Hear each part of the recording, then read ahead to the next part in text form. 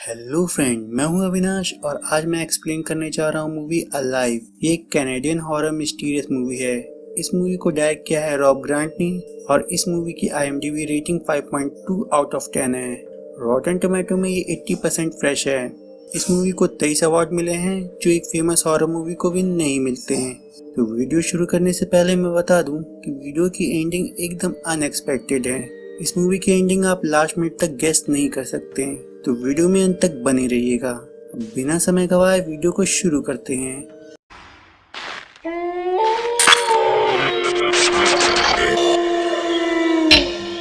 Movie की starting में हम एक आदमी को देखते हैं जो बुरी तरह घायल था और इसे अभी अभी होश आया था। किसी तरह के अबेंडेंड हॉस्पिटल में था, लेकिन उसे कुछ भी याद नहीं था कि वो यहाँ कैसे पहुँचा। वो किसी तरह से यहाँ से निकलने की कोशिश करता है, लेकिन वहाँ एक और आदमी आ जाता है और वो उसे वहाँ से उठाकर ले जाता है। हम देखते हैं कि वो एक सर्जन था जो कि उसका इलाज कर रहा था। वो उसे बेहोश कर देता है। जब वो होश में आता है तो देखता है कि उसके साथ एक और घायल औरत भी थी और वो सर्जन उन दोनों की फोटो भी ले रहा था। उस आदमी की हालत देखकर लग रहा था कि वो काफी दिनों बाद होश में आया है, क्योंकि उसका शरीर पहले से ज्यादा रिकवर हो गया था। वो सर्जन उस औरत को वहां से ले जाता है और जैसे ही वो जाता है वो आदमी खुद को आज़ाद करने की कोशिश करने लगता है। वो अपने एक हाथ को आज़ाद कर लेता है, लेकिन वो सर्जन कहीं गया नहीं था। वो उसके पीछे ही खड़ा था और उसकी चालाकी की वजह से वो सर्जन उसे फिर से बेहोश कर देता है। और जब उसे होश आता है तो वो औरत उससे बात करने लगती है। औरत वो उसे बताती है कि वो कई दिनों से बेहोश पड़ा हुआ था। वो औरत उससे कई सारे सवाल पूछती है, लेकिन वो कुछ भी नहीं बोल पा रहा था। मूवी में इन दोनों का कोई नाम नहीं बताया गया और मैं अपनी तरफ से भी इसको कोई नाम नहीं दूंगा, क्योंकि यही मूवी का प्लॉट है। उस औरत की याददाश्त जा चुकी थी और उसे कुछ भी याद नहीं था कि वो कौन है और वहाँ कैसे पहुंची। लेकिन उस आदमी को कुछ तो याद था, तभी वो सर्जन से इतनी नफरत करता था। वो औरत उससे पूछती है कि क्या वो उसे जानता है, तो गर्दन हिलाकर नहीं कह देता है, लेकिन उसका चेहरा कुछ और ही कह रहा था। वो दोनों ऐसे ही बातें कर रहे थे और उन दोनों की बातें वो सर्जन सुन रहा था। वो सर्जन उन दोनों का पूरा ख्याल रखता था। उसके बर्ताव से ऐसा कुछ भी नहीं लगता था कि वो उसे कोई नुकसान पहुंचाने वाला है, लेकिन वो उन दोनों के सवालों का जवाब भी नहीं देता था। वो औरत बार बार उससे कहती थी कि मुझे घर जाना है, तो वो सर्जन कहता था कि उसका घर यही है। वो सर्जन कहता था कि उसे नहीं पता कि उसका हाल ऐसा कैसे हुआ, उसे बस इतना पता है कि वो दोनों उसे ठीक समय पर मिल गए थे। उसकी इन्हीं बातों पर वो आदमी उस सर्जन को पसंद नहीं करता था, क्योंकि उसे आज़ादी चाहिए थी और उसकी अक्कड़ की वजह से सर्जन उससे बहुत बुरा व्यवहार करता था।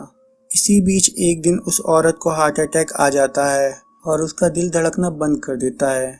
तब वो सर्जन पूरी कोशिश करता है, लेकिन कोई भी फायदा नहीं होता है। आखिरी में वो उसे इलेक्ट्रिक शॉक देता है, जिससे उसका दिल फिर से धड़कने लगता है। उसकी जान बचाकर वो उससे ज़्यादा खुश था। क्यों, ये मूवी के लास्ट में पता चलेगा। अगले दिन वो सर्जन उसे दूसरे रूम में ले जाकर फिजिकल थेरेपी करवाता है, यानी कि उसके हाथ पैर हिलवाता है ताकि वो फिर से चल सके। और इस थेरेपी में भी वो सर्जन उस आदमी से बुरा व्यवहार करता है, जिससे उसके जख्म फिर से उखड़ जाते हैं। इन सब के बाद वो उन दोनों को बेहोश कर देता है ताकि वो लोग आराम कर सके और उसकी बॉडी जल्दी हील कर सके। जब उनको होश आता है तो वो दोनों खुद को हॉस्पिटल के बाहर पाते हैं। वो सर्जन उन दोनों को बाहर ले आया था ताज़ी हवा खिलाने के लिए। वो उनका पूरा ध्यान रखता था, लेकिन कभी कभी वो उनसे साइको की तरह बिहेव करता था। फिलहाल उस सर्जन का मूड आज अच्छा था, तो वो औरत उससे पूछती है कि वो दोनों उसको कहाँ मिले थे, क्योंकि उसको हल्का हल्का याद आ रहा था कि एक मास्क मैन ने उसे मारने की कोशिश की थी।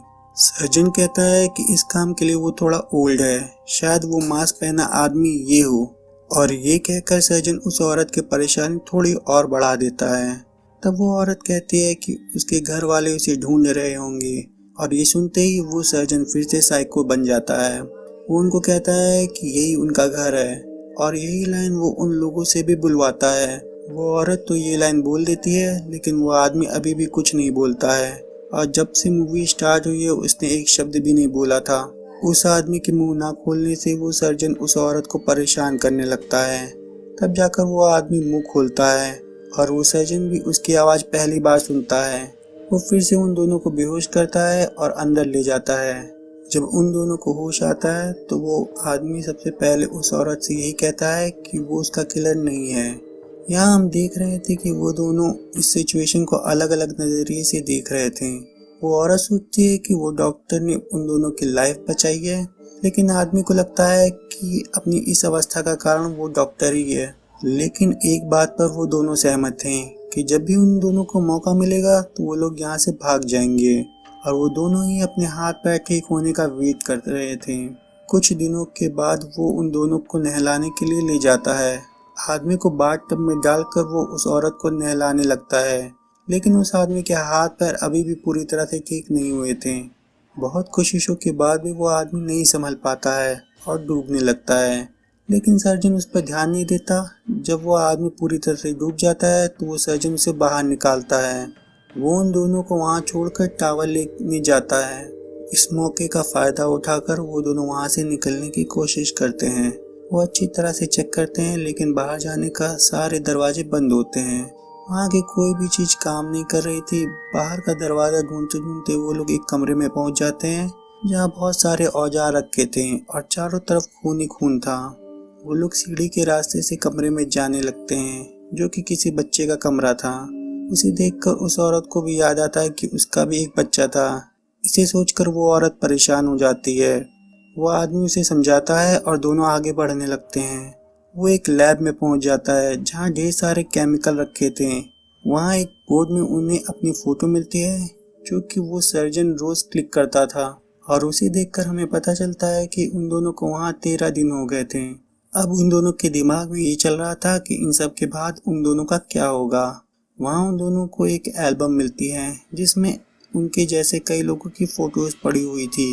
इतनी जब वो लोग कुछ चेक कर रहे थे तभी वहाँ सर्जन डॉग के साथ पहुँच जाता है। डॉग की आवाज़ सुनकर वो लोग वहाँ से भागते हैं और सर्जन की ट्रैप में फंस जाते हैं। सर्जन उस औरत को समझाता है और उसे अपनी खानदानी ईयरिंग पहनाता है, ये बताने के लिए कि वो उसके लिए स्पेशल है, और इस आदमी के वो होठ सिल देता है क्योंकि वो औरत उसकी बातों में आ रही थी। लेकिन उसके लिए ये काफ़ी नहीं था। वो दोबारा भागने की कोशिश ना करे, इसके लिए वो उसके पैर का अंगूठा काटने लगता है।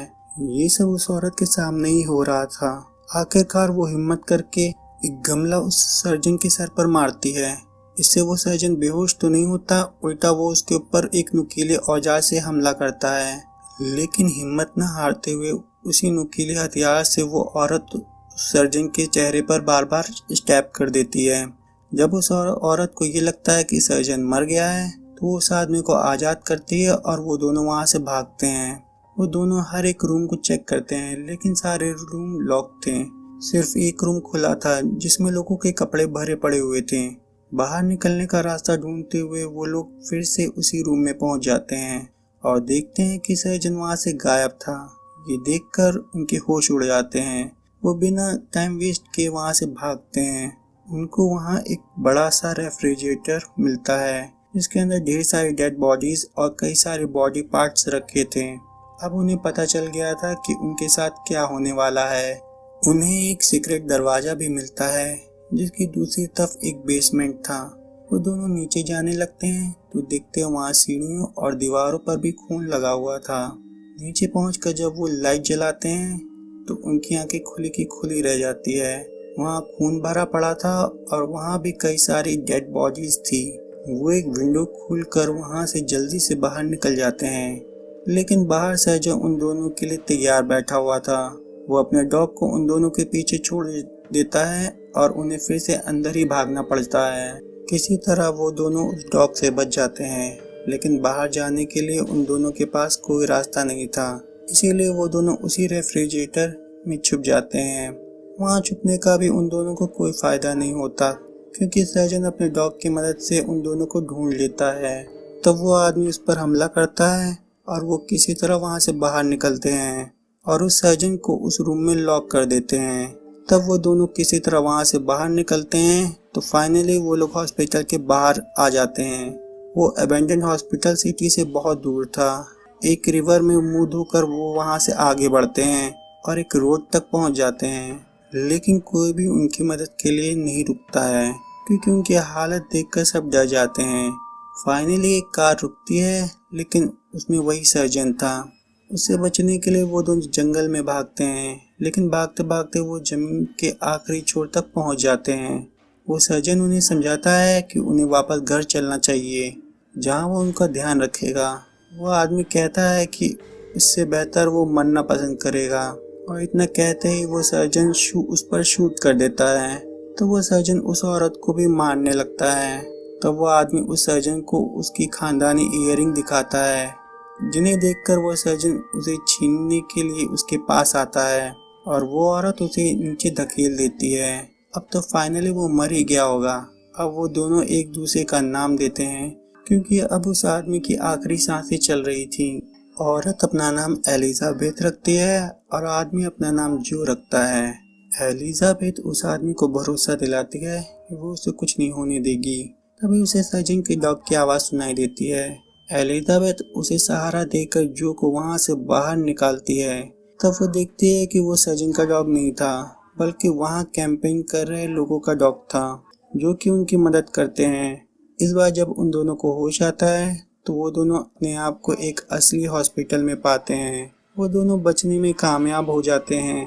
डॉक्टर उसके पास आता है, और डॉक्टर के साथ एक डिटेक्टिव भी आती है, जो कि उन दोनों को अलग अलग ले जाकर उन दोनों से पूछताछ करती है।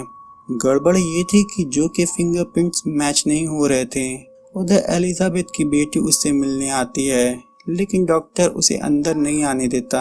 एलिजाबेथ डॉक्टर को कहती है कि उसे अंदर आने दें, लेकिन डॉक्टर उसे एलिजाबेथ से मिलने नहीं रोक रहा था। उसे रोकने की कोई और ही वजह थी। डिटेक्टिव जो को बताता है कि उसके राइट हैंड के फिंगरप्रिंट्स एक क्रिमिनल एरम रे से मैच कर रहे थे, और लेफ्ट हैंड के फिंगरप्रिंट्स एक हाई रैंक ऑफिसर बिल्ली डोनाल्ड से मैच हो रहे थे। और इसमें सबसे बड़ी दिक्कत की बात ये थी कि वो दोनों ही मर चुके थे। एलिजाबेथ की बेटी अंदर आकर उससे लड़ने लगती है। वो कहती है कि वो उसकी मॉम के जैसे दिखती है, लेकिन वो उसकी मॉम नहीं है, क्योंकि उसकी मॉम तभी मर गई थी जब वो सिर्फ 4 साल की थी। अब आप देख ही सकते हो कि वो अच्छी खासी बड़ी हो गई है। सबसे बड़ी बात यह है कि उसकी मौत किसी अटैक से नहीं, बल्कि बीमार पड़ने से हुई थी। अब आप यहाँ बहुत ज़्यादा कंफ्यूज हो गए होंगे कि ये सब चल क्या रहा है। तो जैसा कि मैंने कहा था कि आप इस मूवी की एंडिंग लास्ट मिनट तक गैस नहीं कर सकते हैं। असली ट्विस्ट ये है कि वो दोनों कोई एक इंसान नहीं है, बल्कि उसे सर्जन ने कई लोगों की डेड बॉडीज से अलग अलग बॉडी पार्ट निकाल कर बनाया था। इसका मतलब यह है कि वो सर्जन असल में किसी को मार नहीं रहा था, बल्कि मरे हुए लोगों को जिंदा करने की कोशिश कर रहा था। और ये दोनों ही शायद उसके एक्सपेरिमेंट का सक्सेसफुल रिजल्ट थे। इसीलिए वो सर्जन इन दोनों को इतना संभाल कर रखता था, और आखिर में वो सर्जन सही कह रहा था कि वही उसका घर है। और इसके बाद एक स्पेशल टीम आती है और उन दोनों को कंटेनमेंट में ले जाती है, क्योंकि वो दोनों ही चलते फिरते साइंस एक्सपेरिमेंट थे, जो कि रियलिटी में मरे हुए थे लेकिन किसी और के शरीर में जिंदा थे। और उधर हम देखते हैं कि सर्जन इतनी ऊंचाई से गिरकर भी मरा हुआ नहीं था। और इसकी एक झलक दिखाकर ये मूवी यही एंड हो जाती है। अब हम मूवी के एंड में कुछ थ्योरीज के बारे में बात करते हैं।